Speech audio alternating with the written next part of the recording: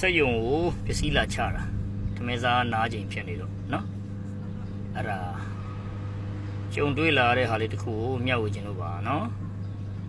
တကယ်ဘွာရင်ကားဆရာကြီးတွေမပါပါဘူးခုမှနော်ဟိုကားကိုစပြီးတော့မောင်းနေတဲ့တွေးကြုံနေသေးတဲ့ညီလေးကိုရည်ရွယ်ပါတယ်နော်ဒီကားက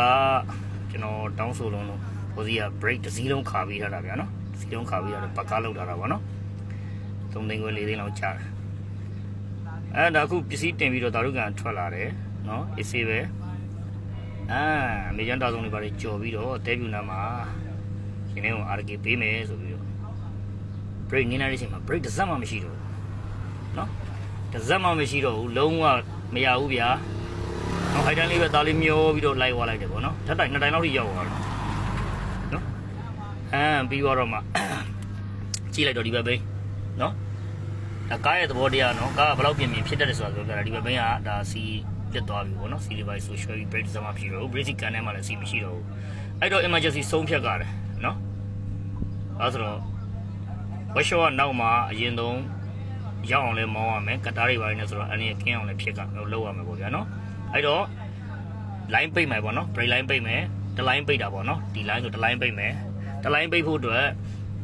ပစ္စည်းလိုတယ်ဗျကွာရှာကြည့်တော့30ကွာမပါဘူးနော်အဲ့တော့အတက်နိုင်ဆုံးထိန်းသွားတာပေါ့နော်တိုးဂိတ်ကတားမရောက်ခင်မှာအဲ့မှာကတားတန်နေပါလေပို့လို့ရှိရင်ဘေးတော့နဲ့ဆိုင်ကနဲ့ဆွဲပြီးတဲ့ညီလေးဆိုင်ဝင်ပြီးတော့ဦးညီတောင်းတာပေါ့နော်ဒါ30ကွာလေးနှစ်ခုယူတယ်နော်30ကွာလေးနှစ်ခုယူပြီးတော့ဒီမှာကြာရင်ဒီကောင်လေးကဖြုတ်ရနေနဲ့ခတ်တယ်နော်ချမ်းလည်းဖြစ်တတ်တယ်ဒီစုံ2 way ပေါ့နော်အဝင်အထွက်ကိုအဲ့တော့ကျွန်တော်ကဒီမှာပေါ့ဗျာနော်ဟိုကနေလာတဲ့ main လာတဲ့ဒီ pipe ပြော့ဒီနေရာနေပြီးတော့ဖြုတ်လိုက်တယ်ပေါ့နော်pipe ပြော့ဒီမှာပြမယ်နော် pipe ပြော့ဒီနေရာနော် pipe ပြော့ဝင်နဲ့နော်ဒီ pipe လေးကိုဖြုတ်လိုက်တယ်နော်30ကွာလေးနဲ့ဒီကောင်ကိုဖြုတ်လိုက်တယ်လေယူကောင်လေးကိုဖြုတ်လိုက်တယ် brake pipe ကိုဖြုတ်ပြီးတော့အဲ့ထဲမှာတလက်မတန်လေးထည့်လို့ရတယ်နော်တလက်မတန်နှစ်ဖားလေးကအထဲထဲကိုဝင်နေရမှာဟုတ်လားတလက်မတန်လေးကိုနောက်ဆုံးစီးတိတ်ရှိရင်စီးတိတ်ပါဗျာစီးတိတ်မရှိလို့ရှိရင်ဘယ်လိုပြောမလဲကွင်းရစားတဲ့အဲ့ plastic ချွတ်ပပလေးပတ်ပြီးတော့အဲ့ဒီ line လေးကိုရှာလေးတဲ့ကိုပေါ့နော်ဒီလေးတွေကဒီလေကျူကောင်းဖေးနားမှာရှာလေးရှိတယ်အဲ့ရှာလေးတွေကို plastic နဲ့တေချာပတ်ထည့်ပြီးတေချာပြန်ထည့်လိုက်လို့ရှိရင်fitting နဲ့ပိတ်သွားတာပေါ့ဗျာနော်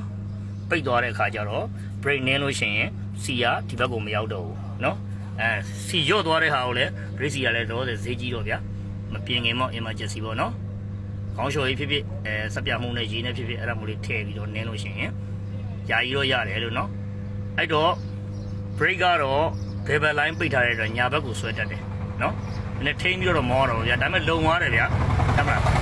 လုံသွားတယ်ဆိုတော့ကိုလိုတဲ့ခီးကိုတော့ကိုယ့်ရဲ့ screen နဲ့နည်းနည်းထိန်းပြီးသွားလို့ရတယ်နော်နောက်ကျပြန်ရောက်ပြီဆိုရင်တော့ဒါဒီ brake line ကိုပြန်ပြင်ပါပေါ့နော်ဒီကောင်လေးဒီကောင်တွေပါဒီ line တွေကိုပြန်စစ်ပြီးသွားလို့ရှိရင် brake မှန်ထဲမှာပေါ့နော်ဒါကဟိုလေဆရာကြီးမဟုတ်ပါဘူးတကယ်အတွေ့အကြုံရှိတဲ့ဆရာကြီးတွေကတော့ဒါရည်မှာပေါ့ဗျာဒါအခုမှစပြီးတော့ကားစမောင်းမဲ့ညီတွေအတွက်ရည်ရတာပါနော်တူပါပဲနော် manual ကားလေးတွေမှာလည်းအဲ့လို brake ပေါက်မယ်ဆိုလို့ရှိရင်တလိုင်းပိတ်ပြီးတော့အဲ့လိုသွားလို့ရတယ်ကြီးလိုက်ပေါ့ဗျာ brake ပေါက်သွားပြီ brake မရှိတော့ဆိုဖယ်လိုင်းကနေစီဆိုနေလဲပေါ့နော်အဲ့ line ကိုနောက်ဆုံးဒီဘက်တည်းကမပိတ်နိုင်လို့ရှိရင် section ခွဲတဲ့ line တွေကနေပြီးတော့အဲ့လိုပိတ်လို့ရတယ်နော်ပေးခြင်းတဲ့ message ကတော့တလက်မတန်မျိုးလေးတွေစောင်းတာစီးတိတ်လေးတွေစောင်းတာခွင်းတွေကွာတွေစောင်းတာပေါ့ဗျာနော်ကဲကိုတွေးတဲ့တွေးကြုံလေးကိုကြုံလုံးလေးမျှဝေတာပါနော်ဆရာကြီးမဟုတ်ပါဘူးညီကိုလေးတို့ပါ